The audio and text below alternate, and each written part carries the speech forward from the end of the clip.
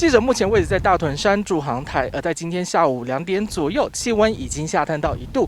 而根据气象局资料，若温度以及湿度配合的情况之下，北部800公尺以上的高山有机会降雪。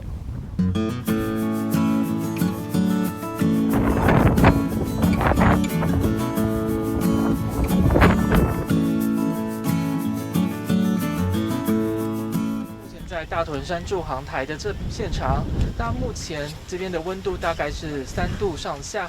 而今天因为受到寒流的影响，北部高山都有降雪的机会，而不少民众特地来上山，就是想要等雪。我们来访问一下现场民众。嗨，同学，今天怎么会想要上山在这边等啊？没有，我们主任跟我们说下雪，我们就上来看。但是现在好像还没有等到雪吗？现在心情怎么样？非常的低落。上来之后没有看到雪，心情怎么样？等一下应该就会下了啦，没下雪的话就算了吧。对，再来一次。没有下雪就你们怎么上来？骑车吗？搭公车上来的。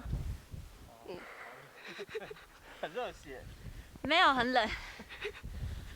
那如果明天会有下雪会在场？不会，明天要过年，明天要跨年。